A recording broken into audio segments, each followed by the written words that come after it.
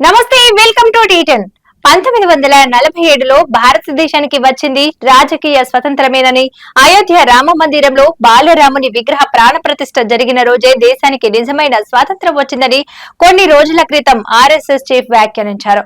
రాష్ట్రీయ స్వయం సేవక్ సంఘ్ చీఫ్ చేసిన ఈ వ్యాఖ్యలు దేశద్రోహ నేరం కిందికి వస్తాయి.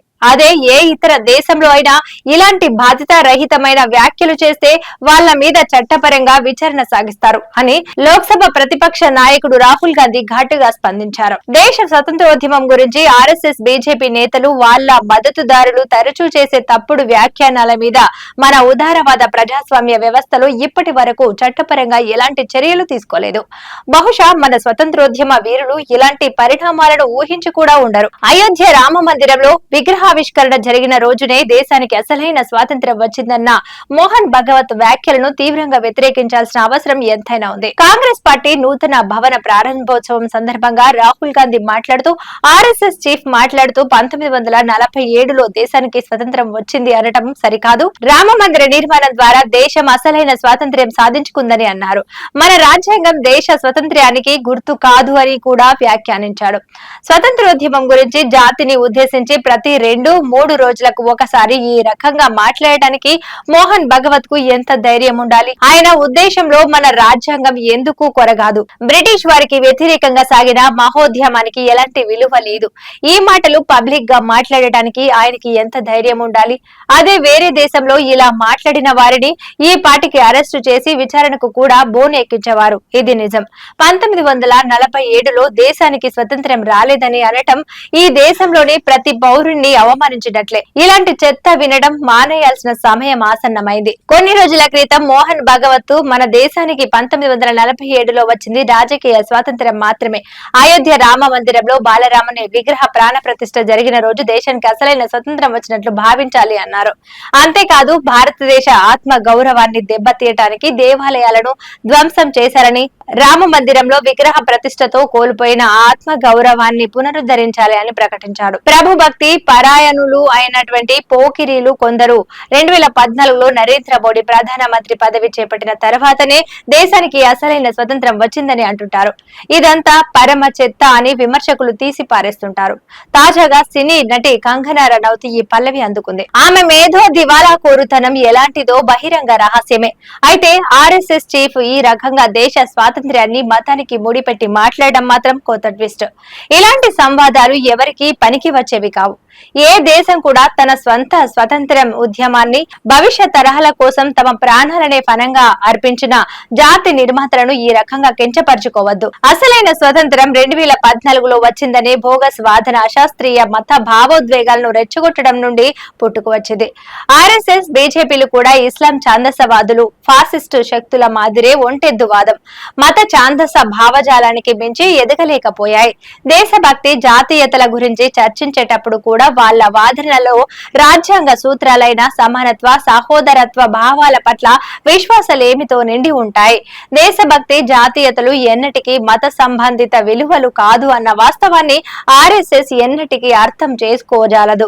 ఇంకా హాస్యాస్పదమైన విషయం ఏమిటంటే, అయోధ్యలో రామ మందిర నిర్మాణం పూర్తి అయ్యే వరకు అసలైన నిర్వచనం సంతరించుకోవటానికి ఎదురు చూస్తా ఉన్నది అని భావించడం. రాముడు జన్మించడని భావించే చోట గుడి కడితే తప్ప భారత జాతి రాజ్య భావనకు రూపు కట్టలేమని భావించడం అంటే ఆ పార్టీకి, సంస్థకి దేశభక్తి, రాజకీయాలతో పాటు మతం గురించి కూడా అవగాహన శూన్యమని భావించాల్సి వస్తుంది.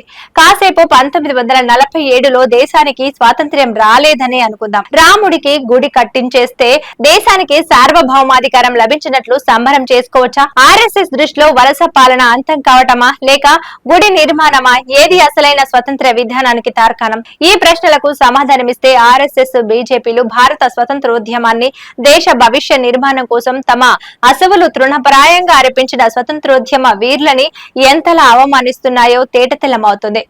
జాతీయతను, దేశభక్తిని మతంతో ముడిపెట్టిన భాష ఐసిస్, బోకో హరం వంటి సంస్థలు మాట్లాడతాయి. మత ప్రాతిపదికన ఈ దేశాన్ని రెండుగా విభజించాలని కోరిన జిన్నా మతత్వ ధోరణులను ఆర్ఎస్ఎస్ చీఫ్ సమర్థిస్తున్నారా? అలాగే సిక్కు ఛాందసవాదులు ఖలిస్తాన్ ఏర్పాటు కోసం చేస్తున్న డిమాండ్లు న్యాయపరమైనవని, అలాగే సిక్కు ఛాందసవాదులు ఖలిస్తాన్ ఏర్పాటు కోసం చేస్తున్న డిమాండ్లు న్యాయమైనవి అని మోహన్ భగవత్ సమర్థిస్తున్నాడా? మతమే అన్నిటికీ ప్రాతిపదిక అయితే నాస్తికులకు దేశమే లేకుండా పోతుందా?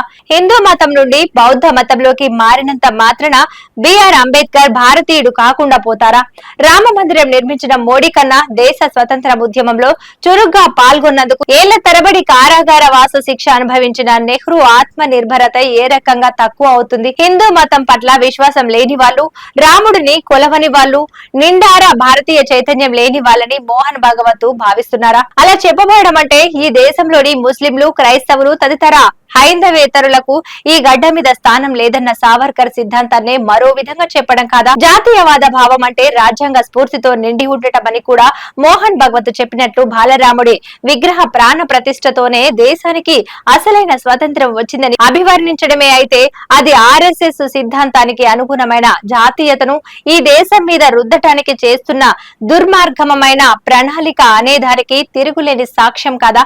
2024 జనవరి 22న ఇంకా నిర్మాణం పూర్తి కాని భవ్య మందిరంలో విగ్రహ ప్రాణ ప్రతిష్ఠ కార్యక్రమాన్ని తలపెట్టడం వెనుక రాజకీయ, మతపరమైన దురుద్దేశాలు ఉన్నాయని, రానున్న పార్లమెంటు ఎన్నికల్లో లబ్ధి పొందాలనే దృష్టితోనే హడావిడిగా మోడీ ప్రభుత్వం ఈ కార్యక్రమం తలెత్తుకుందన్న విమర్శలకు తోడు రాజ్యాంగాన్ని మార్చాలనే ఆర్ఎస్ఎస్ రహస్య అజెండా అమలులో భాగంగా ఈ అంశాన్ని తేలికగా తీసిపారేసే పరిస్థితి లేదు కదా. తదనంతరం జరిగినటువంటి పార్లమెంటు ఎన్నికలలో బీజేపీని 240 సీట్లకే పరిమితం చేసే పార్లమెంట్ లో మెజారిటీ కోల్పోయేలా విజయం సాధించిన ప్రతిపక్షాలు ఇనుమడించిన బలంతో ఈ అంశం మీద రగడ సృష్టించడంతో బీజేపీ రాజ్యాంగం పట్ల విశ్వాసాన్ని పునరుద్ఘాటించేలా ఒత్తిడి తీసుకురాగలిగాయి.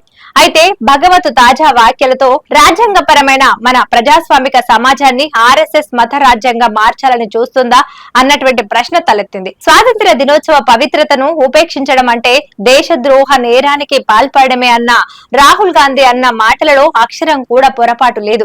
అదే వేరే దేశంలో ఇలా జరిగి ఉంటే ఈ పాటికి భగవత్ విచారణ ఎదుర్కొంటూ ఉండేవారు. దేశంలోని ప్రతి భారతీయుడు స్వతంత్రోద్యమ ఘన వారసత్వానికి వారసుడే. భగత్ సింగ్ నుండి మహాత్మా గాంధీ వరకు మన స్వాతంత్ర్య ఉద్యమ పోరాట యోధులను ప్రతి పౌరుడు గర్వకారణంగా భావించాల్సిన అవసరం ఉన్నది. స్వాతంత్ర్యం సిద్ధించిన తరువాత 6 దశాబ్దాల పాటు ప్రజలతో ఉన్న ఈ చైతన్యం మూలంగానే రాములవారికి గుడి లేకపోవడాన్ని లోటుగా ఏనాడు భావించలేదు.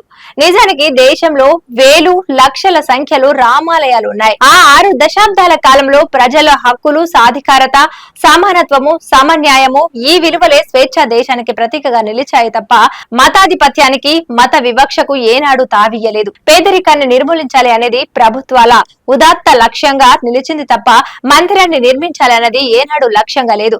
రాముడు జన్మించాడని భావించిన చోట గుడి కట్టలేకపోవటం మూలంగా భారత జాతీయతలో లోటుగా మిగిలిపోయిందనే మితవాద సిద్ధాంతకర్తలు ఏనాడన్నా జాతీయ, అంతర్జాతీయ వేదికల మీద లేవనెత్తిన ఒక్క ఉదాహరణనైనా మోహన్ భగవత్ చూపించగలరా? కుల, మత, ప్రాంత, భాష భేదాలకు అతీతంగా అసలు సిసలు భారతీయుడిని రూపుదిద్దుకోవటమే సమున్నత లక్ష్యంగా మన ముందున్నది. ఇప్పుడు కూడా మోడీ ముందు భారతీయుడిని అనాల్సి వచ్చిందే తప్ప ముందు హిందువని అనలేదు. కాబట్టి భారతీయ అస్తిత్వాన్ని వక్రీకరించడానికి ప్రయత్నించిన మోహన్ భగవత్ వ్యాఖ్యలను రాహుల్ గాంధీ తీవ్రంగా ఆపేక్షించడం తప్పేం కాదు. ఆర్ఎస్ఎస్ చీఫ్ అన్న వ్యాఖ్యలపై బీజేపీ తన వైఖరి ఏమిటో స్పష్టం చేయకుండా ఈ రోజు ప్రతిపక్షాలు చేస్తున్న పోరాటం ఒక రాజకీయ పార్టీకి వ్యతిరేకంగా కాదు, రాజ్యాంగానికి వ్యతిరేకంగా చేస్తున్న పోరాటం అన్న వ్యాఖ్యలను పట్టుకొని యాగి చేయాలని చూస్తున్నాయి. రాహుల్ గాంధీ ఈ మాట కొత్తగా ఇవాళ అనటం కాదు. 2019 నుండి ఇదే మాట చెబుతూ వస్తున్నాడు. మోడీ ప్రభుత్వం రాజ్యాంగానికి సంబంధించిన అన్ని ప్రజాస్వామిక సంస్థలను కబలించేసింది. కాబట్టి ఈ పరిస్థితుల్లో అధికార పార్టీని ఎదుర్కోవటం అంటే అసమాన పోరాటమే అని ఏనాడో స్పష్టం చేశారు. ఏకపక్షంగా మారిన పోలీసు యంత్రాంగం, ఈడీ, సిబిఐ, న్యాయ వ్యవస్థ, ఎన్నికల కమిషన్, మీడియాలతో ప్రతిపక్ష పార్టీలు వీరాజవలసి వస్తుందని రాహుల్ గాంధీ లెక్కలేనన్ని సార్లు ప్రకటించారు. భారతదేశానికి భారత రాజ్యానికి మధ్య ఉన్న భేదాన్ని బీజేపీ కావాలని విస్మరించి కాంగ్రెస్ పార్టీ దేశానికి వ్యతిరేకంగా పోరాడుతున్న పార్టీ అని చిత్రీకరించడానికి హాస్యాస్పదమైన యత్నాలు చేస్తోంది. ఇందిరాగాంధీ దేశంలో ఎమర్జెన్సీ విధించినప్పుడు ప్రభుత్వ యంత్రాంగంతో బీజేపీ చేసిన పోరాటంగా భావిస్తుందా? రాజ్యాధికారానికి వ్యతిరేకంగా మారడం ప్రజల ప్రాథమిక హక్కు. దానికి దేశానికి సంబంధం లేదు. కానీ స్వాతంత్ర్య ఉద్యమాన్ని, దేశ స్వాతంత్ర్యాన్ని తూలనాడటం మాత్రం ఖచ్చితంగా దేశద్రోహమే. ఇది వాటి న్యూస్. చూస్తూనే ఉండండి T10.